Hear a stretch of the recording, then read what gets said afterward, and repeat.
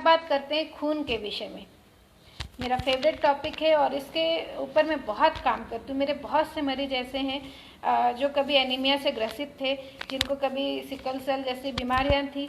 सबसे ज़्यादा अगर मैं बोलूँ तो अगर मैं मरीज देख रही हूँ इन दिनों तो सिकलिंग के, थैलेसेमिया के और ऐसे ब्लड रिलेटेड डिसऑर्डर्स के देख रही हूँ। तो जो वहाँ पे मैंने चीज़ें समझी कि लोग क्या गड़बड़ करते हैं। और एनीमिया के भी मैंने बहुत रोगी देखे। कभी कुछ ऐसे मरीज भी हुए हैं जिनको हर 15 दिन में खून चढ़ता था और 1-2 बोतल में तो उनका कुछ काम ही नहीं होता था। उनका तक चीज़ें थी जो ठीक हुई, और उनको ठीक करते समय जो चीज़ें मुझे समझ में आई वो आप लोगों के साथ शेयर कर रही हूँ। और साथ ही साथ जो आयुर्वेद कहता है खून से संबंधित बातें, वो आपको बता रही हूँ कि ऐसी कौन सी चीज़ें होती है जो आपके खून को ख़राब करती है। क्या कुछ ऐसा करें जिससे आपका खून सही रहे, बड़े ध्यान से समझिए।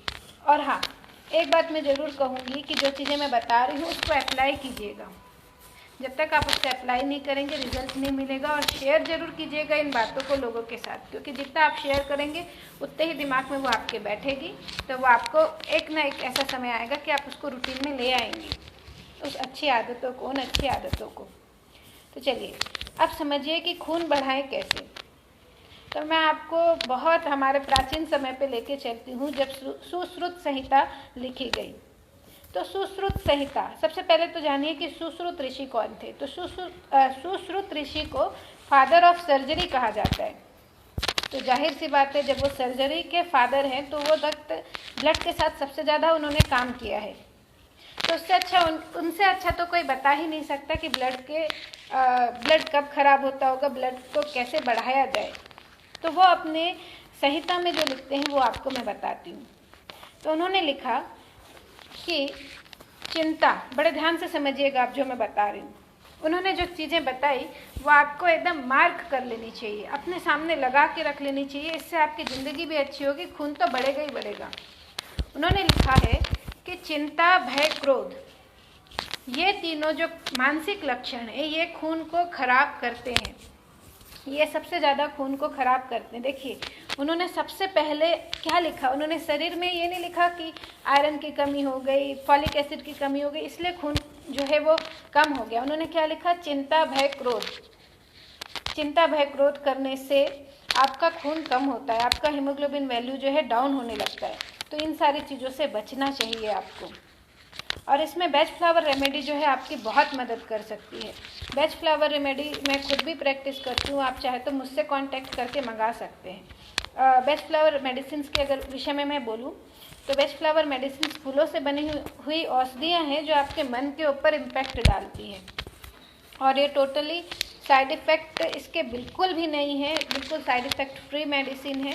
और ऐसा कुछ नहीं कि इसमें केमिकल है तो आपका ब्रेन स्लो हो जाएगा या ऐसा कुछ नहीं है।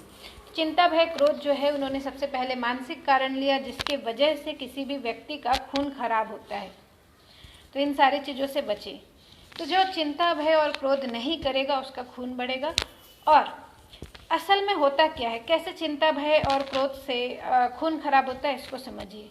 तो जब भी कोई इंसान चिंता, भय या क्रोध कुछ ऐसा करता है तो इसके कारण उसका जो रस होता है, उसके अंदर जो रस धातु होती है, हमारा शरीर जो है आयुर्वेद के हिसाब से 7 धातु से मिलके बना है। रस, रक्त, मांस, मेद, अस्थि, मज्जा, शुक्र, ऐसे 7 धातुओं से आपका शरीर मिलके बना है। उसमें से पहली धातु है रस धातु। ये तब बनती है जब आप जैसे आपने कुछ खाया तो खाना खाने के बाद जो पहली धातु बनेगी वो है रस धातु।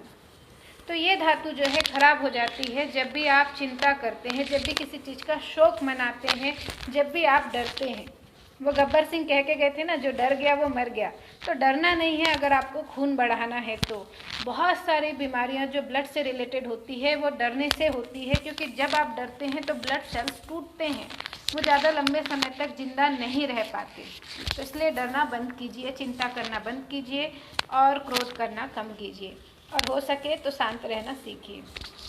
तो मैं बता रही थी कि रस धातु जो है खराब होती है। तो रस धातु के खराब होने से ही क्या होता है, अब इसको समझिए। रस धातु जो है वो ही आगे चल के रक्त बनाती है, और रक्त धातु से ही आगे पूरा जो मैंने अभी आपको बताया, रस, रक्त, अस्थि, मज्जा और शुक्र, रस, रक्त, मांस, मेद, अस्थि, मज्जा और शुक्र, ये सारी धातु बनती है। तो अगर पहली ही धातु गड़बड़ होगी तो बाकी की जो 6 धातु है वो गड़बड़ हो जाएगी, और इसी धातु के अंदर आपकी इम्यूनिटी भी आती है। तो अगर आप ये सारी चीज़ें करेंगे तो आपकी इम्यूनिटी भी डाउन होगी। तो इन चीज़ों से बचें। तो रस दूषित जब होगा तब आपका खून कम होगा, तो रस को सही करना है। और यही रस तब भी गड़बड़ होता है जब आप गलत खान पान करते हैं। और देखिए, जब खून की बात आती है तो मैं 2 तरीके से आपको चीज़ें समझाती हूँ कि आपका खून कैसे कम होता है। तो 2 तरीके हैं इसके। पहला, आपका गलत खान पान। दूसरा, अगर आप सही भी खा रहे हैं लेकिन वो पच नहीं रहा है तो खान पान क्या करना है वो मैं आगे बताऊंगी, लेकिन खाया पिया शरीर को लगे वो पहले बता देती हूँ। तो जो अब मैं बताने जा रही हूँ उससे आपका रस धातु जो है वो बलिष्ठ होगा। देखिए, एक बात समझिए, आयुर्वेद बात करता है अग्नि के विषय में कि जिसकी डाइजेस्टिव फायर जो है वो सही होगी, जिसकी जठराग्नि सही होगी, उसका खून अच्छे से बनेगा, वो इंसान स्वस्थ रह पाएगा। तो जठराग्नि, और ऐसा भी आयुर्वेद कहता है कि जिसकी अग्नि खत्म हो गई है वह इंसान भी खत्म हो जाता है। तो आपको अपनी डाइजेस्टिव पावर को बढ़ाने पे बहुत ज़्यादा ध्यान देना है जब आपको खून बढ़ाना है। तो सबसे पहले घरेलू उपाय जो मैं आपको बताने जा रही हूँ वो आप बड़े ध्यान से समझिएगा। मैं आपको एक अचार बनाने की रेसिपी देने जा रही हूँ, जो अचार अगर आप खाएंगे तो आपका खून बढ़ेगा। सोचिए कितनी अच्छी चीज़ है, आपको कुछ भी ऐसा स्वाद के साथ कॉम्प्रोमाइज़ नहीं करना पड़ेगा जब आप अपनी सेहत का ध्यान रख रहे हैं। तो ये अचार बनाना बेहद आसान है। अचार के विषय में जो मैं अचार कैसे बनाना है ये बता दे रही हूँ, और अचार काम कैसे करता है ये ऑलरेडी मैंने एक वीडियो में बताया है, जो मेरे फेसबुक और यूट्यूब दोनों में ही अवेलेबल है। चैनल में अगर आप जाएँ यूट्यूब चैनल में, और अगर फेसबुक पेज में भी देखें बीमारियाँ ठीक करने वाला अचार, तो वहाँ पे मैंने इसकी रेसिपी भी बताई है और कैसे काम करता है वो भी बताया है, तो आप उसको जाके देख सकते हैं। और ये जो मैं अचार बता रही हूँ ये आपके अंदर अगर आयरन की कमी हो, फॉलिक एसिड की कोई कमी हो, B6 की कमी हो, B12 की कमी हो, उन सबकी ये भरपाई करेगा। और विटामिन मिनरल्स के साथ साथ आपके शरीर में बहुत अच्छे से प्रोबायोटिक्स को बनाएगा। तो उसके कारण आपके जब गट बैक्टीरिया मजबूत रहेंगे तो वो खाए पिए को पचाएंगे, सही से जो आप खाएंगे उसको शरीर लेगा और उसके बाद आपके खून को सही कर देगा। यहाँ तक कि जो मैं चीज़ें बता रही हूँ वो आपके बोन मैरो को भी सुधारने में मदद करेगा। तो बड़े अच्छे से उस अचार की रेसिपी को आप नोट कर लें। आपको लेना है अदरक, उसको घिसना है, या आप उसको सुपारी जैसे टुकड़ों में काट सकते हैं, और उसमें नींबू का रस इतना निचोड़ना है कि वो भीग जाए, और फिर उसमें सेंधा नमक, काला नमक डालना है और अजवाइन डालना है। एक बार फिर से मैं रिपीट कर देती हूँ, अदरक लेना है, उसमें नींबू का रस निचोड़ना है, उसके बाद उसमें सेंधा नमक, काला नमक और अजवाइन डालना है। ये 5 चीज़ें उसमें डलती है। और इसको अगर आपको विटामिन डी की कमी होती है तो चलो मैं एक उपाय भी बताती हूँ कि इस अचार को आप अगर इस तरीके से लेंगे तो विटामिन डी की कमी भी पूरी होगी। तो करना ये होगा कि इस अचार को बना के कांच की बरनी में रखना है, और उस कांच की बरनी को 2 से 3 घंटे के लिए धूप दिखा देना है। ढक्कन का बरनी में ढक्कन लगा के रखिएगा, उसको बंद रखिएगा, सो दैट उसके ऊपर कोई कचरा या इस सारी चीज़ें ना आए। लेकिन वो जो कांच की बरनी है उसको आपको 2 से 3 घंटे के लिए धूप दिखाना है। तो फिर जब आप उस अचार को खाएंगे तो धूप के किरणों के कारण वो इतना पावरफुल हो जाएगा कि उसमें विटामिन डी ऑलरेडी आपको मिल जाएगा। तो अचार को खाना कब है, इतना तो आप समझ गए कि अचार बनाना कैसे है। तो अचार को खाना कब है, तो अचार को खाना है दोपहर को जब आप खाना खाते हैं, मतलब नाश्ते के बाद जब भी आप ऐसे भरपेट खाना खाने बैठ रहे हैं, तब उस समय आपको 1/4 चम्मच जितना आपकी उम्र के हिसाब से, अगर छोटा बच्चा है तो 1/4 चम्मच से कम रखिएगा। 10 साल से जितने बड़े लोग हैं वो 1/4 चम्मच इस अचार को खा सकते हैं। दिन में 1 बार खाना है, दोपहर को खाना खाते समय खाना है। शुरुआत की जो रोटियां होती है उसके साथ खाना है, और उसके ऊपर से कुछ समय तक के पानी नहीं पीना है। तो ये आपका जो अचार है ये आपके डाइजेस्टिव फायर को इतना बढ़ा देगा कि ऑलरेडी जितना आपके शरीर में आयरन की कमी होती है, जितना आपका आयरन आप पचा नहीं पाते, शरीर ले नहीं पाता, वो सही से लेने लगेंगे, वो शरीर सही से लेने लगेगा, सही से चीज़ें आपको मिलने लगेगी। राइट, ये तो हुआ अचार का।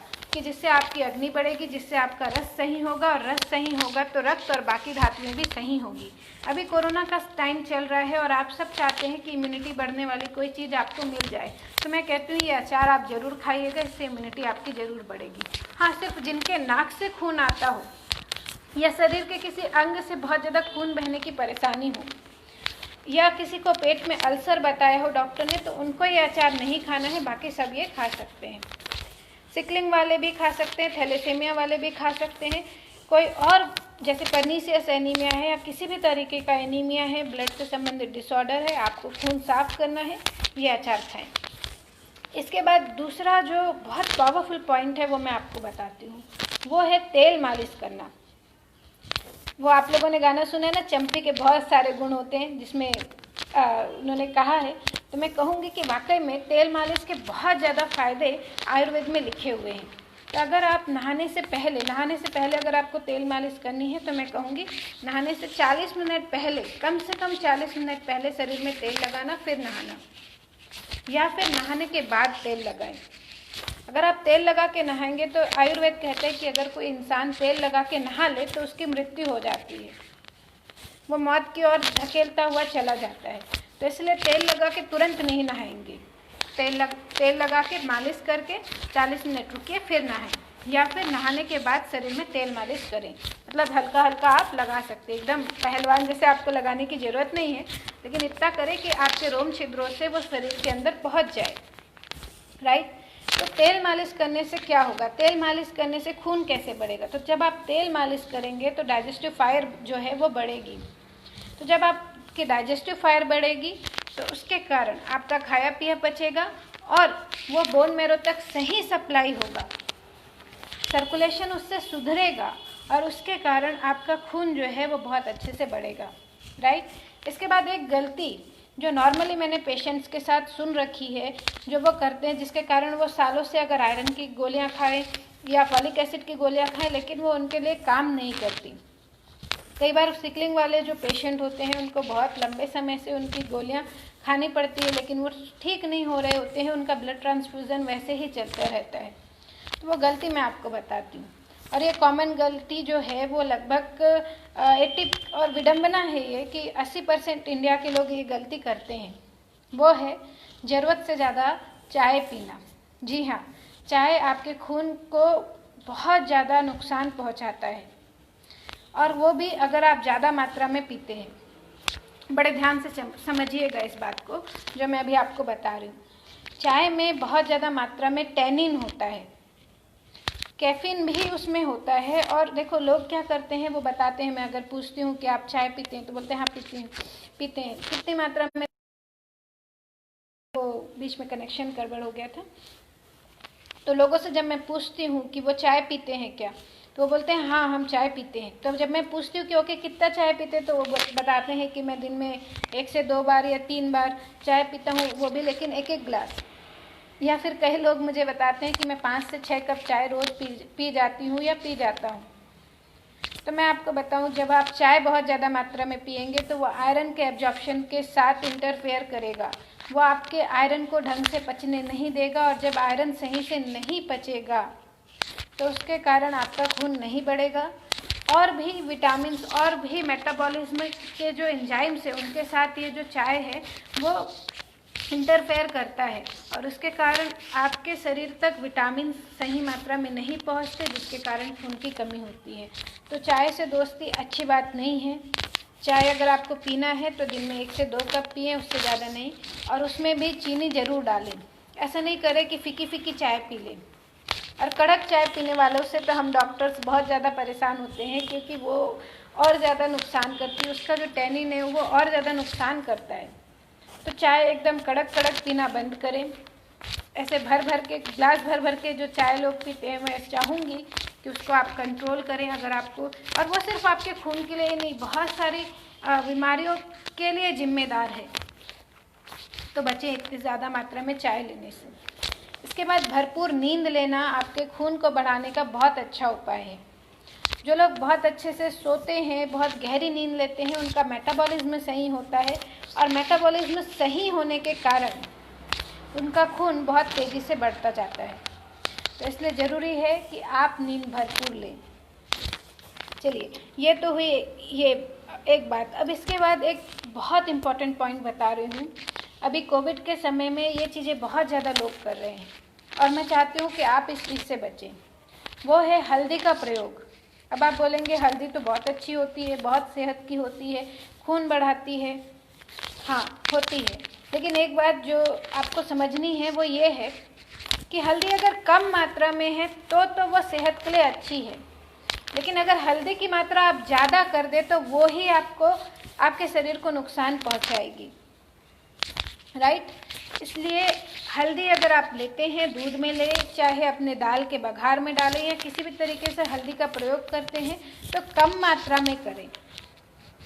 दिन भर में आधी चम्मच, चाय की चम्मच जितनी हल्दी बहुत होती है, वो भी ज़्यादा ही कह रही हूँ मैं। और ओवरऑल आप उतने हल्दी को अपने बघार में भी डालें और दूध में भी डालें, तो सब में मिला के बता रही हूँ, क्योंकि हल्दी भी जो है वो गर्म होती है नेचर में, तो गर्म चीज़ें पित्त को बढ़ाती है और वो आपके ब्लड को सीधा सीधा नुकसान पहुंचाती है। एक बात आप समझना, देखो आयुर्वेद ऐसा कहता है कि जब भी वात पित्त कफ बिगड़ता है तो शरीर में बीमारियां होती है। यही बात खून के लिए भी लागू होती है। आप इसको ऐसे समझिएगा, वात मतलब हवा होती है, पित्त मतलब फायर का बढ़ जाना होता है, मतलब अग्नि का बढ़ जाना होता है, या आपके लैंग्वेज और नॉर्मल लैंग्वेज में बोलूँ तो एसिडिटी का बढ़ जाना पित्त है ना। हालांकि उसका थोड़ा सा मतलब अलग होता है, लेकिन फिर भी आप ऐसा समझिए। और कफ आप जानते ही हैं, शरीर में ठंडक आ जाना, राइट। कफ के कारण क्या होता है, आपके शरीर में सर्दी लगने लगती है, ठंड होने लगती है। तो इसको आप ऐसे समझिए कि आपने कुकर चढ़ाया है गैस में। अब गैस का अगर फ्लेम जो है वो बहुत ज़्यादा तेज कर दे, जो पित्त जैसा हुआ, या उसको एकदम कम कर दे, जो कफ जैसा हुआ, या फिर आप ऐसा करें कि वो जो गैस की फ्लेम है वो बहुत ज़्यादा कुकर से बाहर की ओर निकले, राइट। वो कुकर से बाहर की ओर निकले और बिल्कुल उसमें ऐसे हवा पड़ते रहे, जिससे कि वो बहुत अच्छे से जलती ना रहे। तो क्या होगा, क्या खाना अच्छे से पकेगा? बिल्कुल भी नहीं। तीनों ही कंडीशन में जब खाना अच्छे से नहीं पकता, तो ऐसे ही जब शरीर में वात ज़्यादा होता है, जब शरीर में पित्त ज़्यादा होता है, या फिर शरीर में कफ की मात्रा बढ़ती है, तो आपके खून में गड़बड़ी आती है, खून अच्छे से नहीं बन पाता। इसलिए आपको सब बैलेंस करना है, और सब बैलेंस करने के लिए आपको छयों रस को अपने भोजन में शामिल करना चाहिए। छयों रस कौन कौन से होते हैं? तीखा, खट्टा, मीठा, नमकीन, चरपरा, कसैला और कड़वा।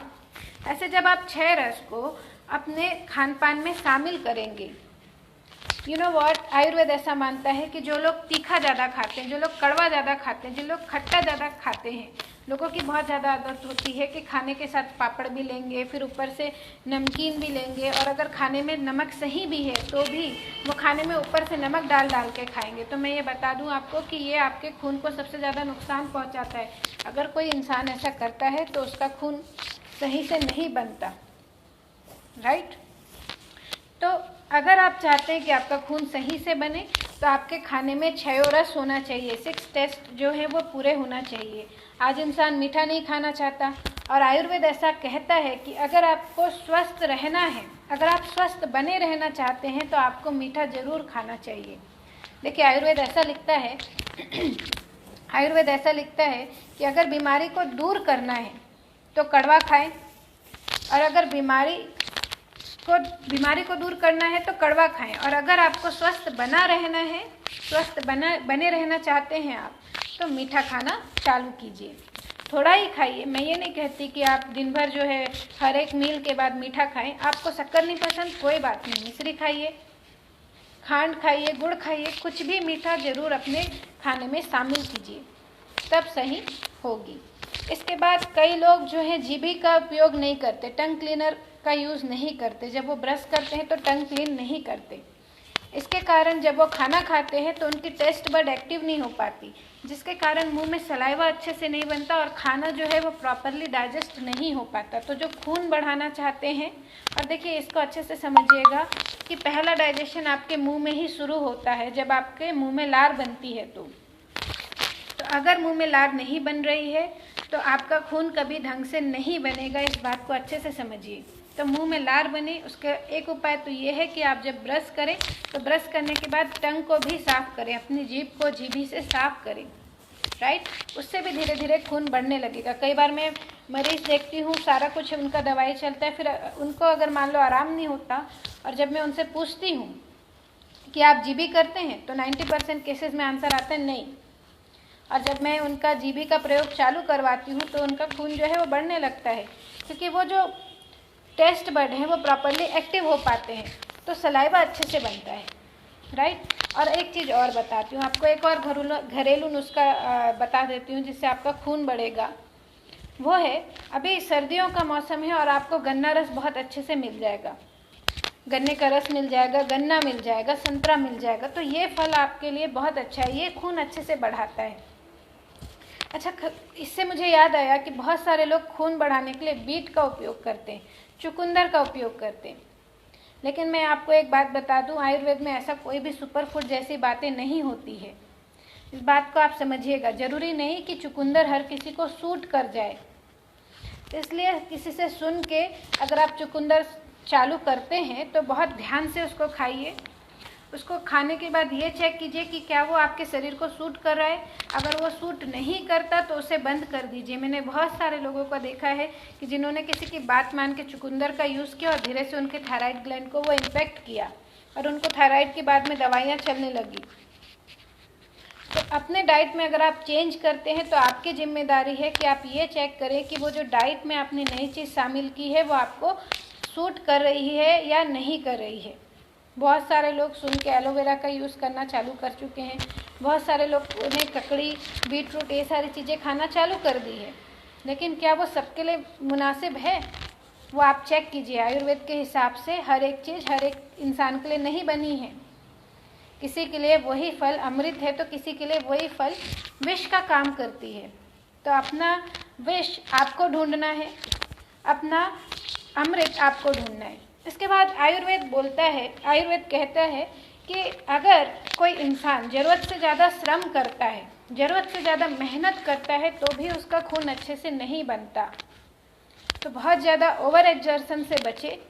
अगर आपको ऐसा है कि खून चढ़ाना पड़ता है या खून की कमी बनी रहती है तो मैं ये कहूँगी कि ओवर वर्क करने से बचें, या ओवर वर्क करना पड़े तो शवासन बीच बीच में करते चले, ताकि वो जो ओवर स्ट्रेस बॉडी पे हो रहा है वो रिलैक्सेशन के कारण बैलेंस हो सके, राइट।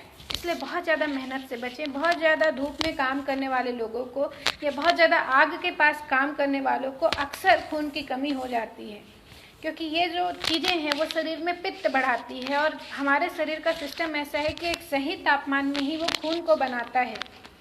तो टेम्परेचर को इधर उधर ना होने दे, बैलेंस करें।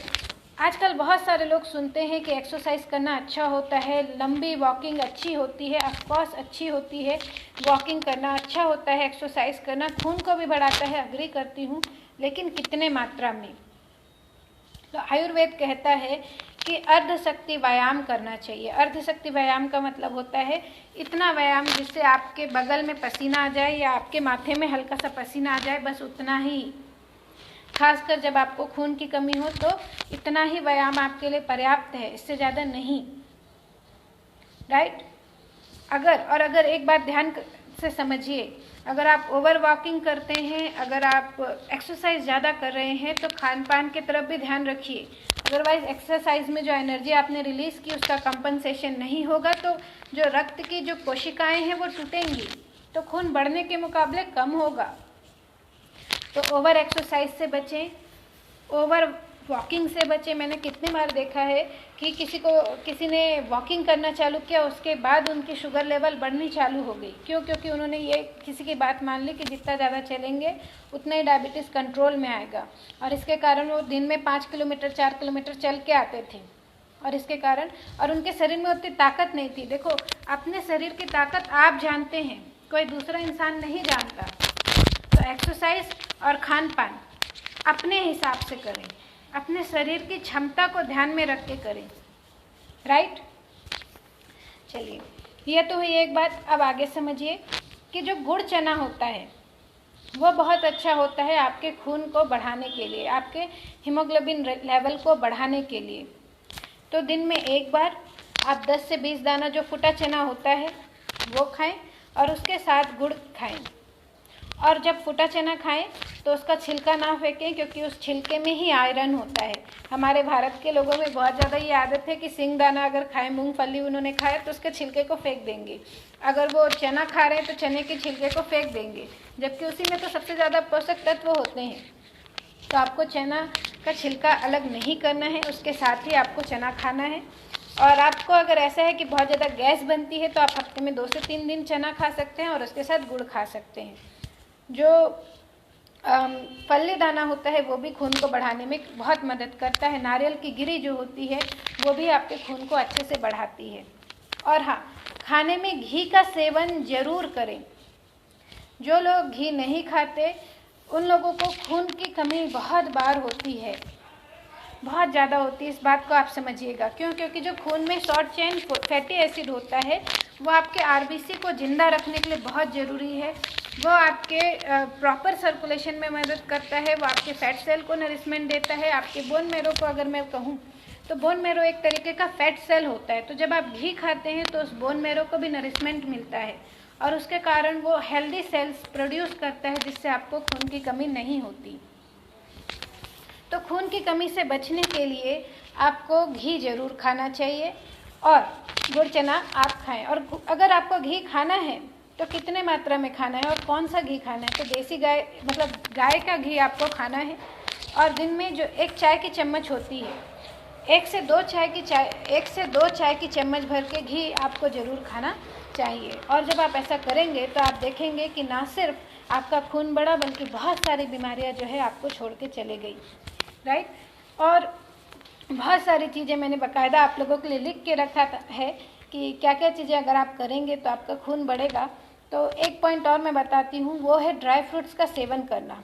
जब आप ड्राई फ्रूट्स खाएंगे, सूखे मेवे खाएंगे, तो उसमें जो ओमेगा 3 फैटी एसिड्स होते हैं और बहुत सारे जो प्रोटीन्स और विटामिन्स होते हैं, मिनरल्स होते हैं, वो भी आपके शरीर को नरिशमेंट देते हैं और खून बढ़ाते हैं। तो अपने खान पान में बादाम, काजू, अखरोट, इनका तो ज़रूर सेवन करें। किशमिश भी बहुत अच्छा है खून बढ़ाने के लिए। मुनक्का अगर खाते हैं तो 1 से 2 खाएं, उससे ज़्यादा नहीं, क्योंकि मुनक्का जो होता है वो प्रकृति में बहुत गर्म होता है और इसके कारण आपके शरीर में ओवरहीट हो सकती है और उससे ब्लीडिंग की समस्या बढ़ सकती है। तो ये जो है आपको ध्यान रखना है कि जो आप खा रहे हैं उसकी तासीर कैसी है और आपकी तासीर कैसी है। आपके तासीर से जो चीज़ें सूट करें वो खाएं, तो उससे आपका खून का लेवल सही होगा, राइट। तो अपनी नींद का ध्यान रखें, अपने खान पान का ध्यान रखें। और एक बात और बताती हूँ, और ये लास्ट पॉइंट है जो मैं आपके साथ शेयर कर रही हूँ। बहुत सारे लोगों को ऐसा लगता है कि कोई उनका गला दबा रहा है और वो सोचते हैं कि उन्हें कोई भूत प्रेत बाधा हुई है। असलियत में उन्हें कोई भूत प्रेत बाधा नहीं हुई होती है, उन्हें एनीमिया हुआ होता है। और एनीमिया के कारण जब सर्कुलेशन में गड़बड़ी होती है, जब ऑक्सीजन ब्रेन तक सही से नहीं पहुंचता, जब ऑक्सीजन उनके गले तक सही से नहीं पहुंचता, तो उनको ऐसा लगता है कि कोई उनका गला दबा रहा है। वो खून की कमी के कारण होता है। तो अगर आपको ऐसा लगता हो, कई बार बेचैनी जो है वो भी खून के कमी के कारण होती है। तो अगर आपको ऐसा कुछ सिम्टम्स दिखते हो तो अपना खून का जो लेवल है वो जांच कराएं। हर समय मानसिक जो बीमारियां होती है वो सिर्फ इसलिए नहीं होती कि कोई केमिकल कम हो गया, वो कई बार खून की कमी से भी होती है, राइट। तो इन चीज़ों का ध्यान रखें। कई बार लोग बोलते हैं मुझे अच्छा नहीं लग रहा, मुझे कुछ अच्छा नहीं लगता, मुझे खाने पीने का मन नहीं कर रहा, मैं दिन भर थकान महसूस करती हूँ, मुझे डिप्रेशन सा लगता है। कई बार ये मानसिक बीमारियां नहीं होती, ये खून की कमी होती है, राइट। तो अपना सेहत का आप ध्यान रखें, इन सारी चीज़ों का उपयोग करें और मुझे बताइएगा कि आपको ये वीडियो कैसा, ये लाइव सेशन कैसा लगा और इसमें से आप कौन कौन सी चीज़ें यूज़ कर रहे हैं। और अपने लोगों के साथ इसे ज़रूर शेयर कीजिएगा, ज़्यादा से ज़्यादा शेयर कीजिएगा क्योंकि आपकी सेहत मेरे लिए बहुत ज़्यादा मायने रखती है और मैं जानती हूँ ये आपके लिए भी उतने ही मायने रखती होगी। तो जो चीज़ें मैंने शुरू से लेकर आखिरी तक आपको बताई उसे बहुत अच्छे से आप समझिएगा, अच्छे से यूज़ कीजिएगा अपनी लाइफ में और अपनी सेहत को बहुत अच्छा बनाइएगा।